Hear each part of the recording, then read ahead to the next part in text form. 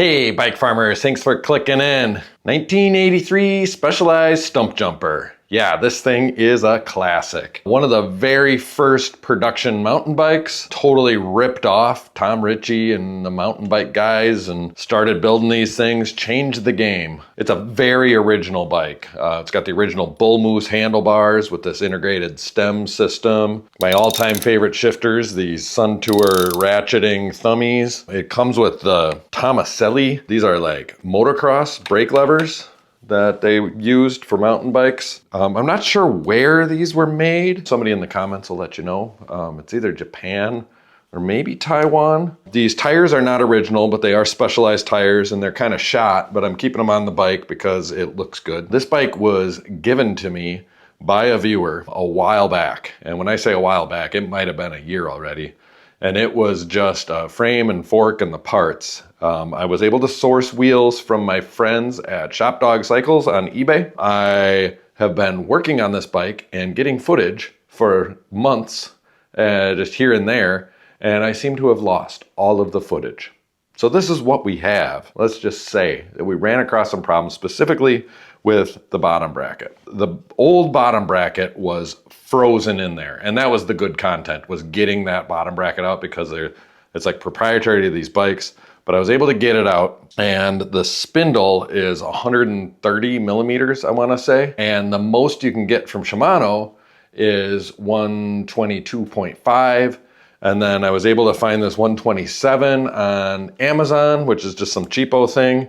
And that doesn't really work. And so I had to order another 3-piece bottom bracket from the internet, but it's actually a specialized one. So I think it was actually from a 1984.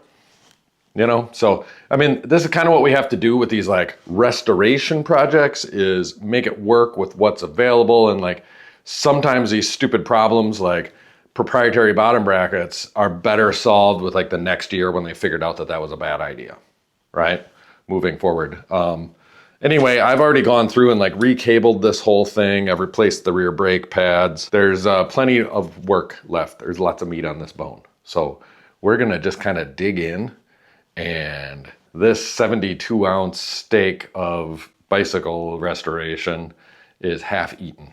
And we're gonna just try to push our way to the end and get that little Polaroid to hang on the wall. Because that's all this is a wall hanger, right? So go ahead, kick back, relax, grab yourself a cold drink. I'm gonna get started.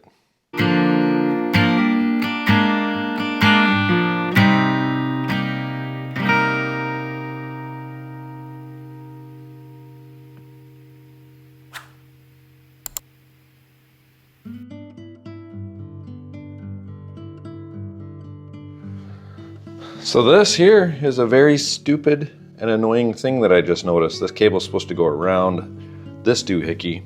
The cable guides are brazed onto the bottom brackets on these old bikes. And then maybe I left myself enough cable here for this to work without having to replace that cable. But yeah, this is just a stupid thing. And we'll find out how stupid it truly is. Okay, it's not that stupid. Gives me an opportunity to use my new Knipex needle nose that I love so much and that a viewer sent me. And I have a link in the description. I have a lot of affiliate links in the description. Go ahead and get yourself one. It's 35 bucks, but man, it's a nice pliers.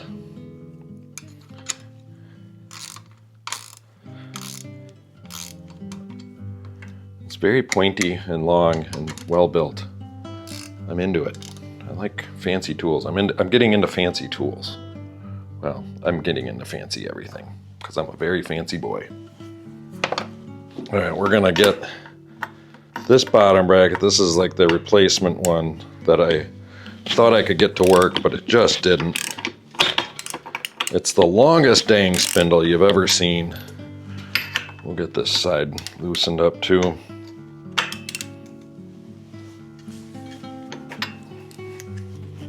Started using my impact drill for this.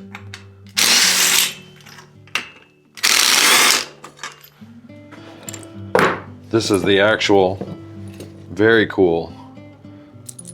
Specialized bottom bracket. And there's a little bit of pitting, but otherwise it's still pretty clean. And it's a takeoff Tange bottom bracket. And it's 130 by 68. So this is what it was designed for. It's just like the old one that I took off, only with modern. Oh, I dropped a washer. Get these terrible crank bolts off, because I have what might be the most beautiful bike part ever made, and that's the Sun Tour bottom bracket crank bolts that came off of it originally. Here's this thing that never works, that really worked well the last time I used it, and it's working really well today. And then it worked for me really well after I actually put grease in it and filled it. Okay, here it goes. There's a bubble. So now it's not working, see? Never fucking works. I hate these things. Why do we have them? And why hasn't this been improved? Like, ever. Okay. Always positive, always in a good mood, never disgruntled. Bike farmer.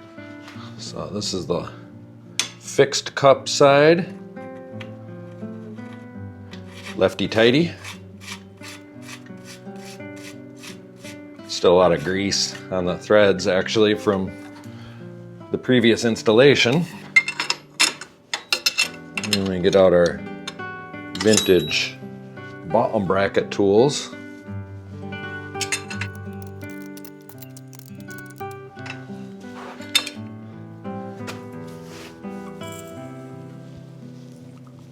Oh, that is guten tight. That was a very satisfying snooging down of things. Okay. Then we push that through. It's guten greasy. It's also German.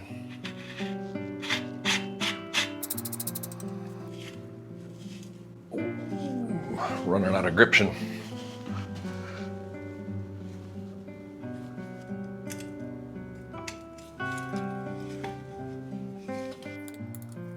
Okay, so that's gonna get tight at some point, like right there. Okay, that feels adequate. A little bit tight. Get a lock ring here. See if we can't catch a thread. There it is. Oh, well, this doesn't feel like it's got a whole lot of life left in it. I don't know if this is, yeah, that looks pretty stripped out. I wonder if I can't find a better one. The bins provide, let's grab some of that grease from back there.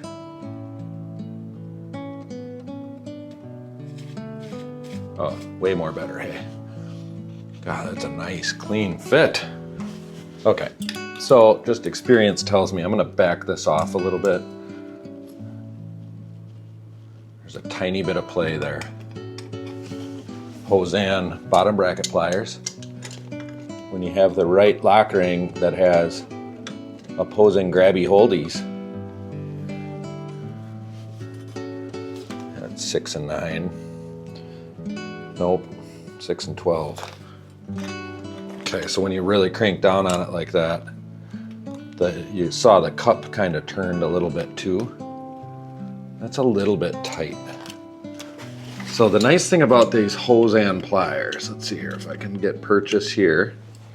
Okay, so we're gonna not be pinching, but just loosen that, okay? Now I'm gonna pinch super hard and try to grab, nope, never mind. Sometimes you can pinch the lock ring and it'll grab the cup and you can make a micro adjustment. It ain't happening here though. Apparently it's a very stiff ring. We're gonna back that about that much. Tighten that back down. grab her like that. You see how it's turning?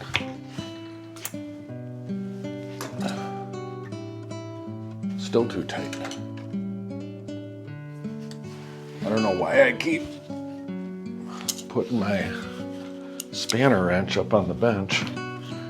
Get my squats in this morning. Oh, speaking of getting my squats in, I forgot I had my exercise class this morning. I've been gone so long, I'm out of my routine. I wanted to go. Oh well, Wednesday.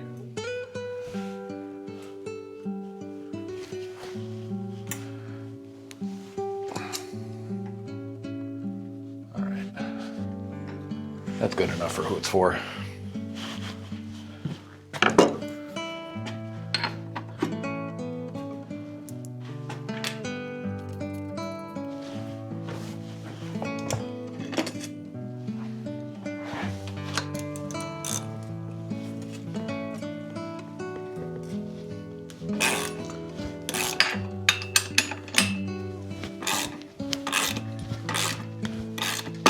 Ow. I even have the original Sagino dust caps.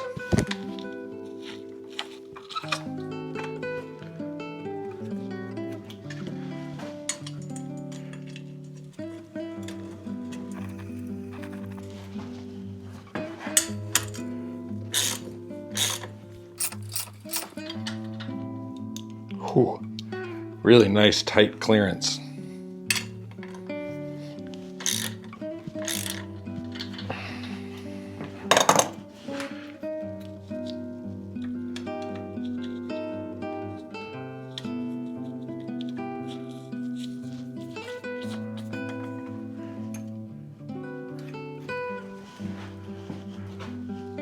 So this is the front derailleur that's on the bike, and I think I pulled this out of my bins, and it's a Sun Tour front derailleur from the era-ish, but I believe this is the correct one, and I don't remember where I got this from. Maybe I bought it. I don't know, I have such a poor memory.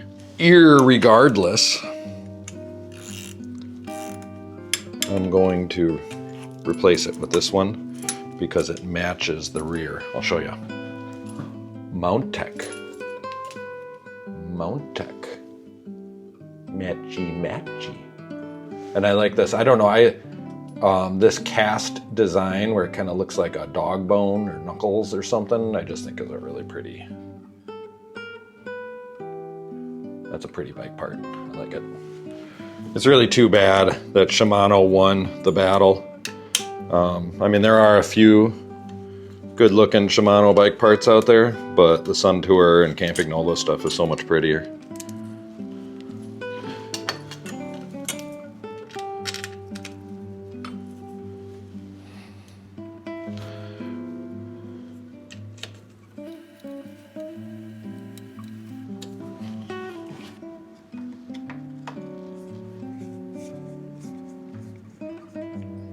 Pull that low limit down out. High limit looks good. Not exactly sure about the alignment on this derailleur yet. All right, so let's see if I got enough cable here. Try to grab it right at the end. Oh, it doesn't like the fact that I've got a cable tip. Well,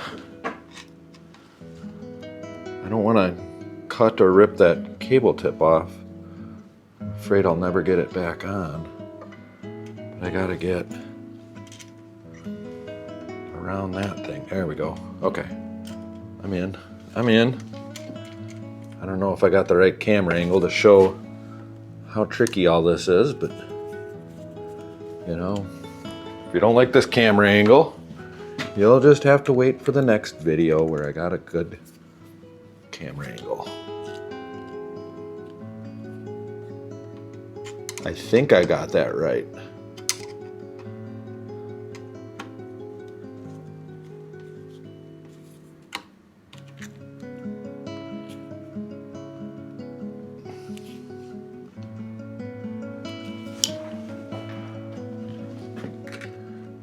take our fancy Knipex here. Just really crank on that. Make it really good and tight. I mean, that should have been the camera angle all along for you, but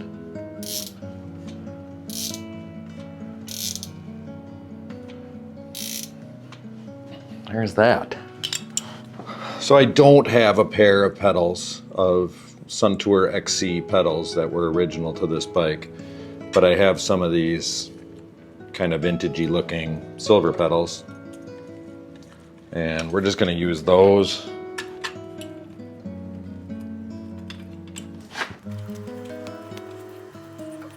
I mean, it'd be fun to find the right pedals someday.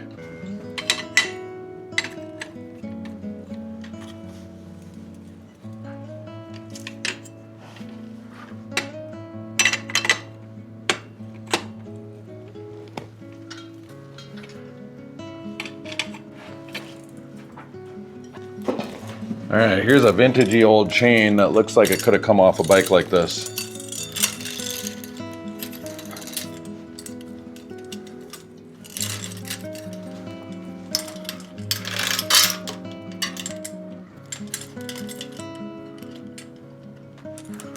We're gonna give her a shot.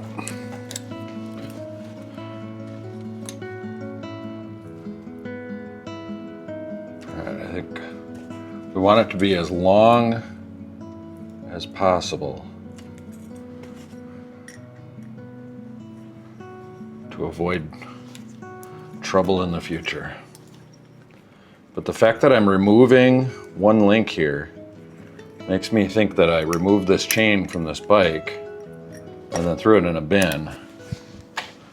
I don't know. I'm probably overthinking it. Okay, I need to remove another link. I'm getting I need this to have a little more tension to it so it doesn't rub. All right. Let's work with that.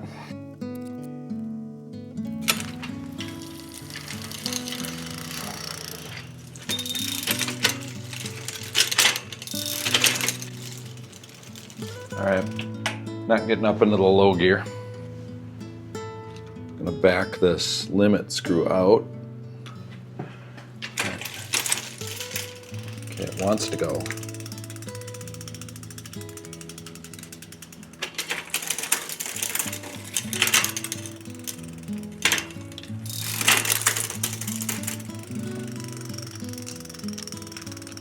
We're gonna back it up a bunch. Rubbing on the dork disc a little.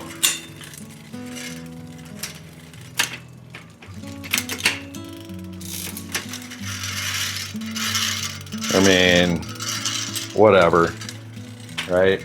Like, if I was riding this bike, I'd want to fix that. This dork disc is pretty cool. It's actually a Suntour dork disc.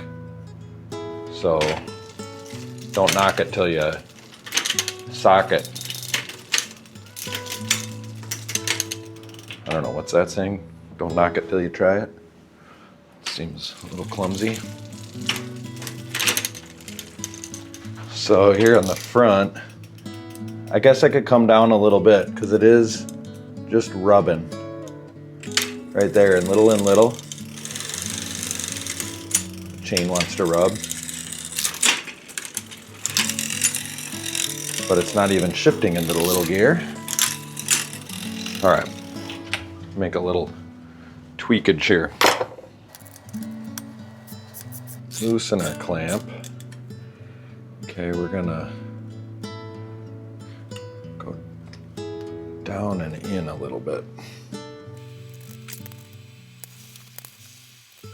I don't really know what I'm doing here. I'm just throwing darts.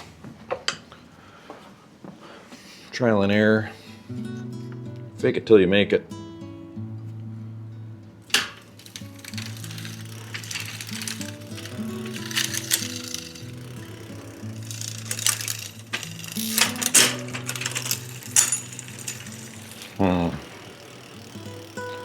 Yeah, I mean, this derailleur kind of doesndoesn't work great.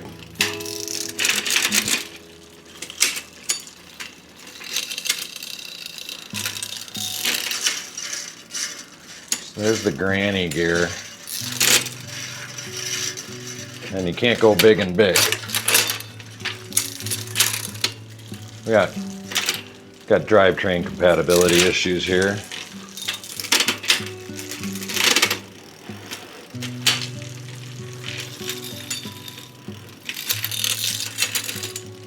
Man, I don't know. So the problem, we get up here into big, and we start shifting up back here and go one more. See that? You run out of capacity.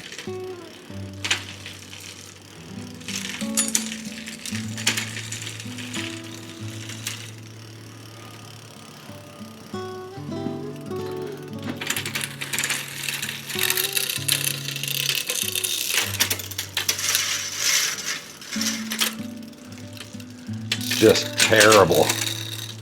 Terrible.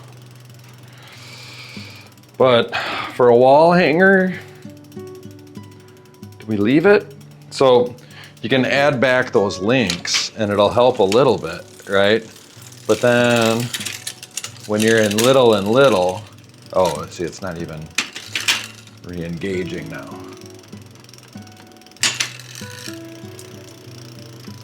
See, when you're in this area, oh yeah, it's just really problematic all the way around. It's never gonna be good. It's never gonna be fun to ride.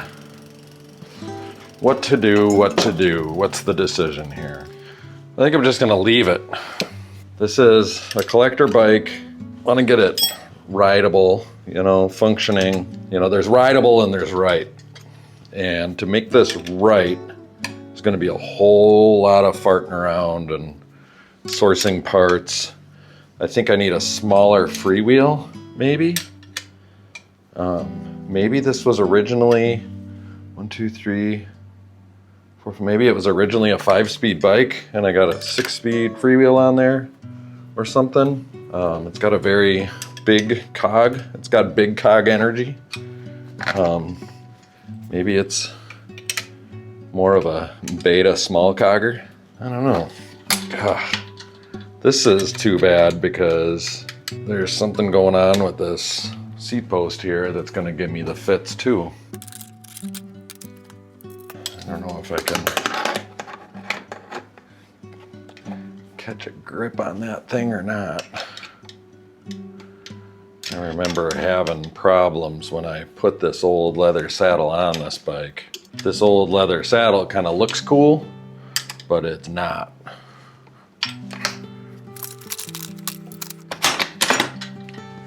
I looked up the original spec for this model and year, and it was actually the Avocet Touring 2 saddle came on these bikes.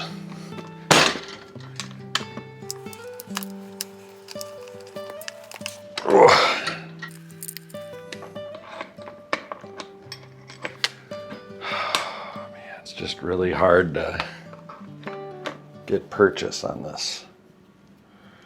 Try it this way. Oh, I dropped my wrench.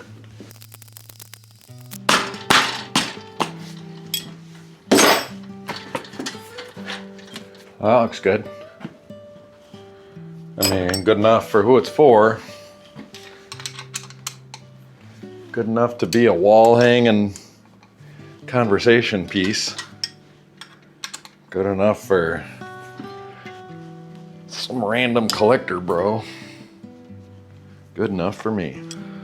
I was farting around with this pad before. I was like super loose.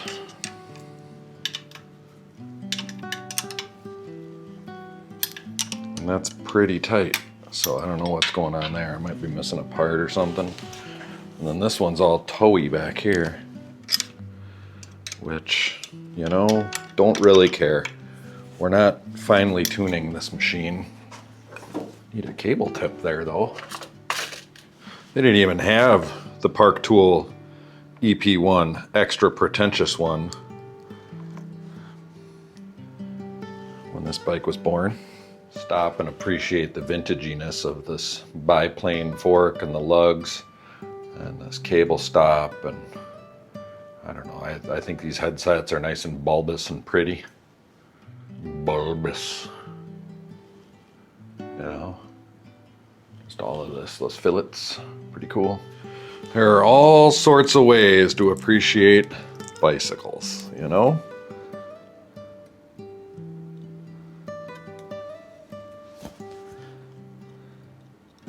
Some of us like to appreciate them pretentiously. Extra pretentiously. So as I mentioned, this bike was sent to me without wheels. But here's sealed bearing. And it's a Suzu, S-U-Z-U-E, Swayze. Patrick Swayze made these wheels. And then, where's my logo? Araya rims. That is very much appropriate for this bike. They're not exactly what was on this bike in 1983, but super close. Very OG front brake pads and everything. Shimano cantilevers. Again, another look at this biplane fork. That's a cool novel design from the era.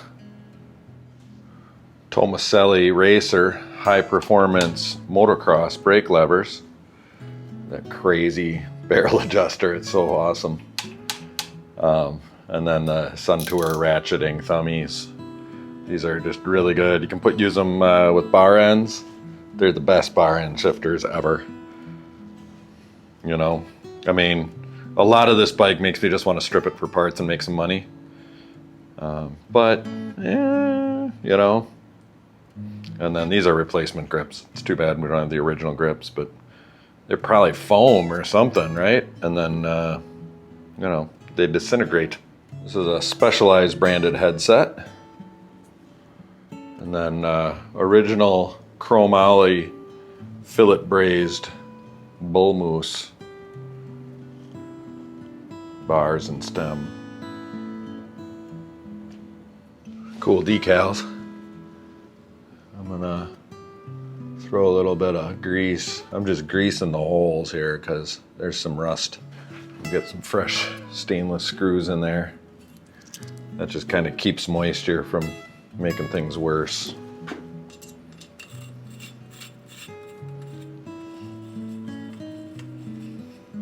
My theory is that the grease forms a seal. That's my seal impression.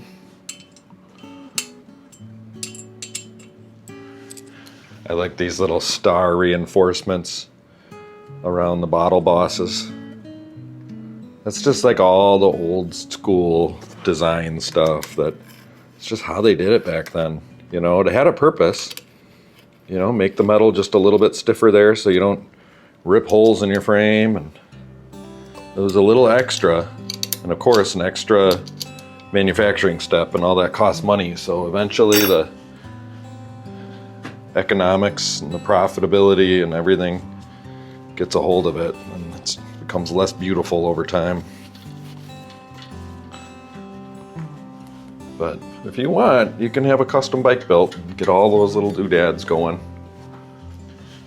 I mean, they don't even hardly make road bikes with 50-tooth rings anymore, but here's a 50-tooth ring. I don't know why you'd ever want to use that on a mountain, especially on a bike like this, but there you have it. But Sugino AT cranks, and we already know about the front derailleur. And back here, I mean, these, as we've learned, they shift shittily. I mean, that's why they didn't survive, right? Is it didn't work that great. But bolt-on wheel, and then, you know, this is a terrible design too, but it is what it is. And then Suntour freewheel, big beefy chain. There you have it, folks. All right, I mean, I guess this one's ready for the bike swaps this winter.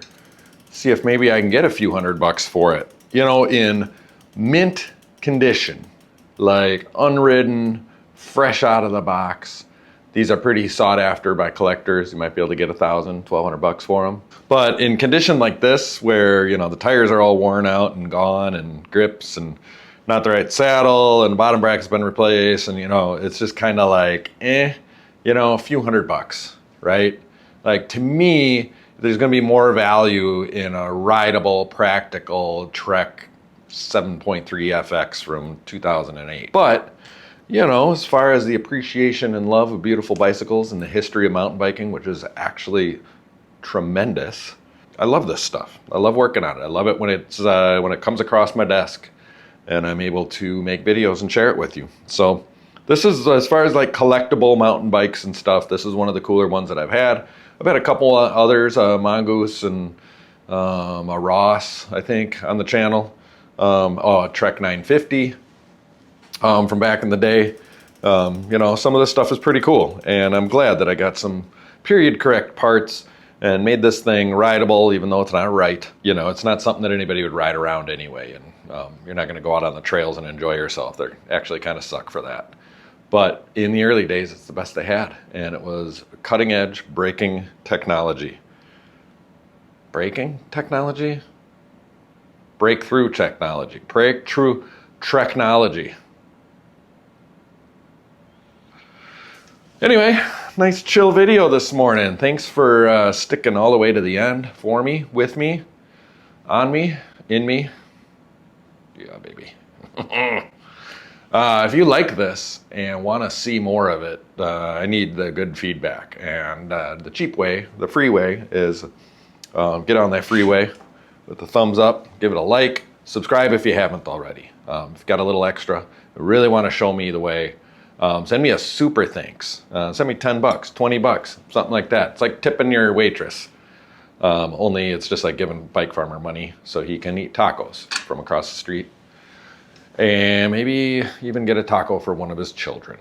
They're starving, scrawny little jerks. Just kidding. They're wonderful people.